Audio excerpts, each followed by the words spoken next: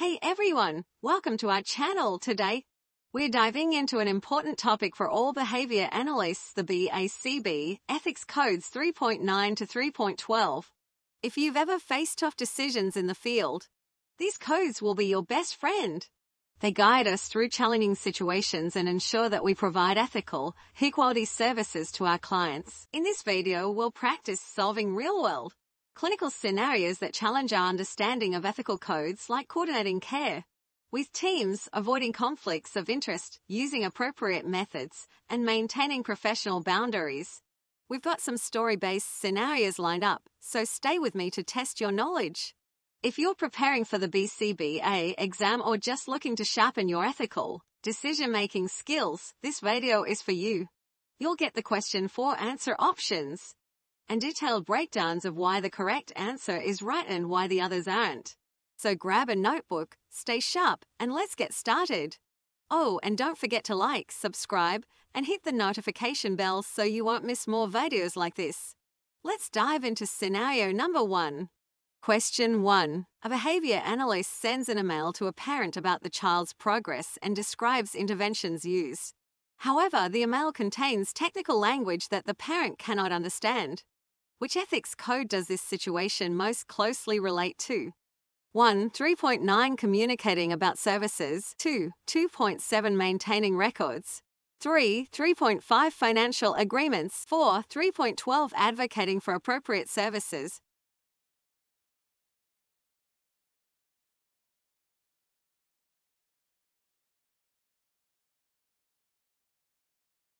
Let's see the detail. Number 1 is correct because Ethics Code 3.9 emphasizes clear, accessible communication with clients and stakeholders about services. Number 2 is incorrect because maintaining records refers to documentation practices, not communication clarity. Number 3 is not relevant since financial agreements are unrelated to this issue. Number 4 is incorrect because advocacy involves ensuring the client has access to appropriate services, not clarity in communication. Therefore, the correct answer is number 1, 3.9 Communicating about services. Question 2. A parent complains that they don't understand the jargon used in the behavior analyst's reports. The analyst continues to provide updates using the same technical language. What part of Ethics Code 3.9 is the behavior analyst violating? 1. Providing stakeholders with relevant updates. 2. Using language appropriate to the recipient's understanding. 3. Keeping records confidential. 4. Explaining interventions only to professionals.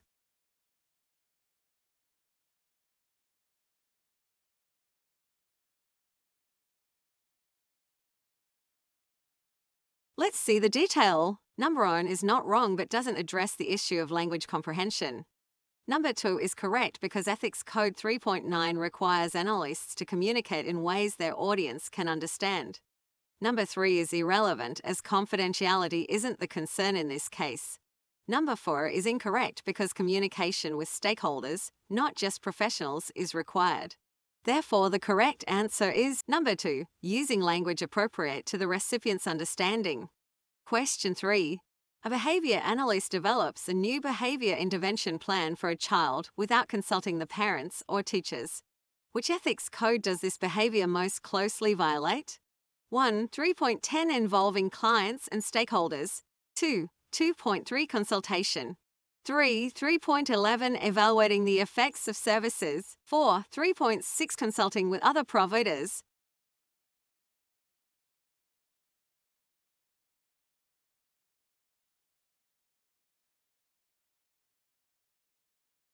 Let's see the detail. Number 1 is correct because Code 3.10 emphasizes collaboration with stakeholders in the decision-making process. Number 2 is incorrect because consultation refers to seeking advice or collaboration from professionals. Number 3 is incorrect because this scenario isn't about evaluating the effects of services. Number 4 is incorrect because it deals with consulting other providers, not involving stakeholders, like parents and teachers. Therefore, the correct answer is number 1, 3.10 Involving clients and stakeholders. Question 4.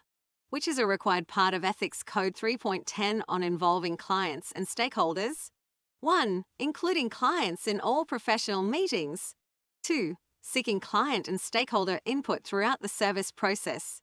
3. Consulting only with professionals. 4. Refusing client feedback when implementing evidence-based practices.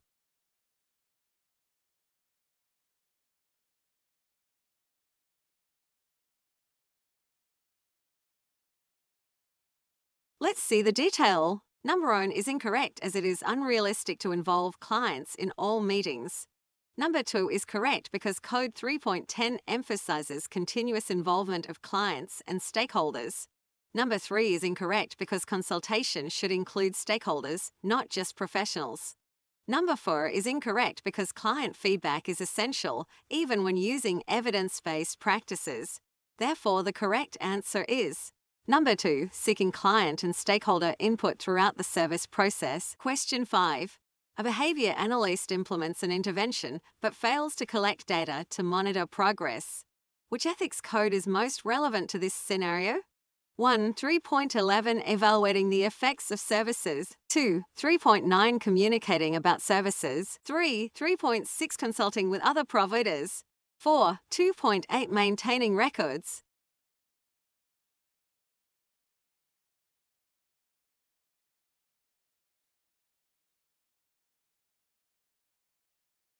Let's see the detail. Number 1 is correct because Code 3.11 requires behavior analysts to evaluate the effects of their interventions through data collection. Number 2 is incorrect because this scenario focuses on data collection, not communication. Number 3 is irrelevant as it deals with consulting other providers. Number 4 is incorrect because maintaining records isn't the primary issue here.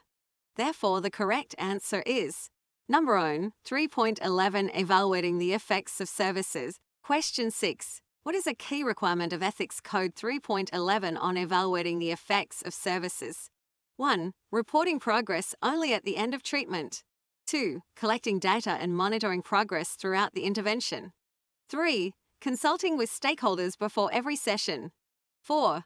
Avoiding outcome evaluations if the intervention seems effective.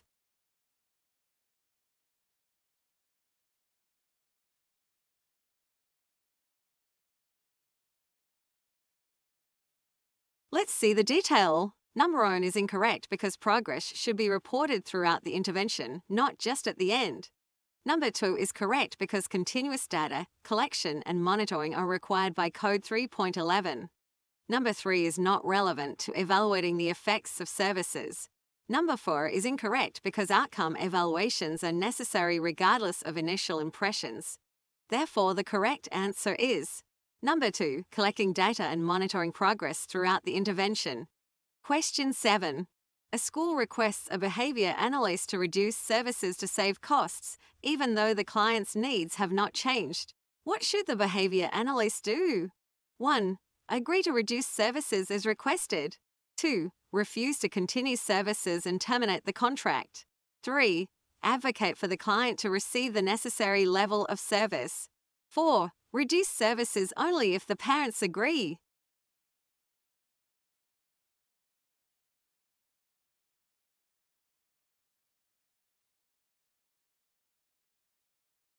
Let's see the detail. Number 1 is incorrect because reducing services without just cause goes against the client's best interest.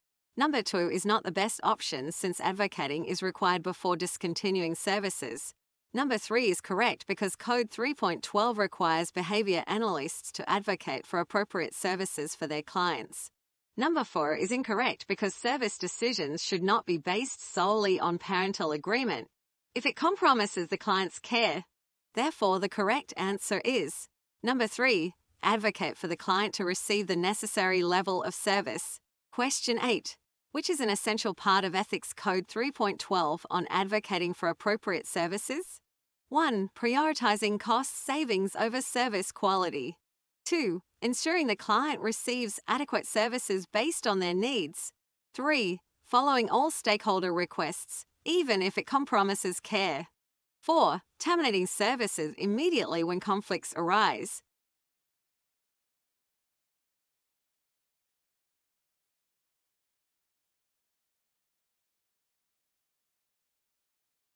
Let's see the detail. Number 1 is incorrect because cost savings should not come at the expense of service quality. Number 2 is correct because Code 3.12 emphasizes providing adequate services to meet the client's needs. Number 3 is incorrect because following all requests isn't ethical if it compromises care. Number 4 is not correct because conflicts should be resolved before terminating services. Therefore, the correct answer is Number 2, ensuring the client receives adequate services based on their needs. Question 9. A behavior analyst notices that the parents of a 5-year-old child with autism are implementing a behavior intervention plan BIP incorrectly. The analyst has already provided several training sessions to help the parents, but they admit they are overwhelmed by work and taking care of their other children. When the analyst suggests additional training, the parents express frustration and insist they are doing their best. They say they don't have time to attend more meetings, but still want services to continue, asking the analyst to just focus on the sessions with the child. What is the best course of action? 1. Stop providing services and document the parent's non-compliance. 2. Offer to adjust the meeting frequency to fit the parent's schedule and provide additional training. 3. Continue services without addressing the inconsistency in parent implementation. 4. Send a written warning to the parents about the risks of improper implementation.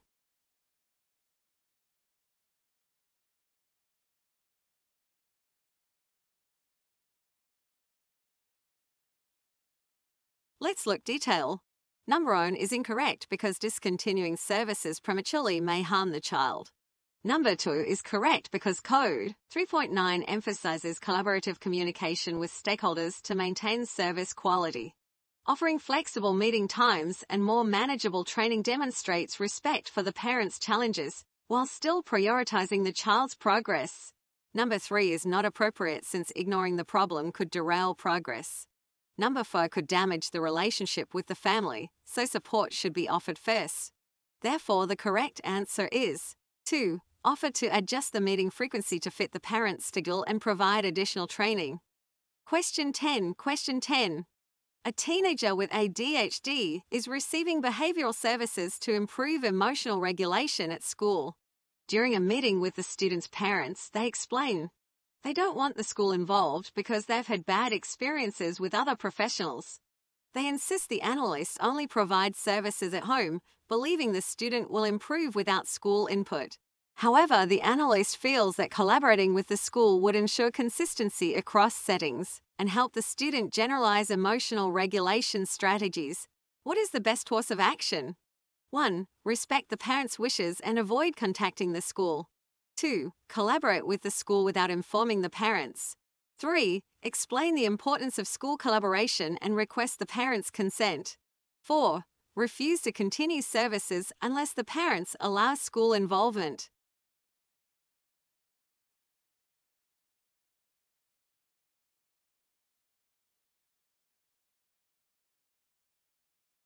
Let's look detail. Number 1 is incorrect because limiting collaboration could affect the effectiveness of the intervention. Number 2 is not ethical as it bypasses parental consent. Number 3 is correct because Code 3.9 emphasizes effective communication with stakeholders. The behavior analyst must discuss the potential benefits of school collaboration to gain consent, respecting the parents' concerns while advocating for the child's best interests. Number 4 is excessive and not collaborative. Therefore, the correct answer is 3. Explain the importance of school collaboration and request the parents' consent. And that wraps up our exploration of the BACB Ethics Codes 3.9 to 3.12. I hope you found the scenarios enlightening, and that they helped you think critically about ethical decision-making in our field.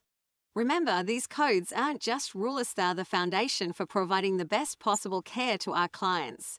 If you enjoyed this video, please give it a thumbs up, share it with your colleagues, and let us know your thoughts in the comments below. Did any of the scenarios resonate with you? Have you faced similar dilemmas in your practice?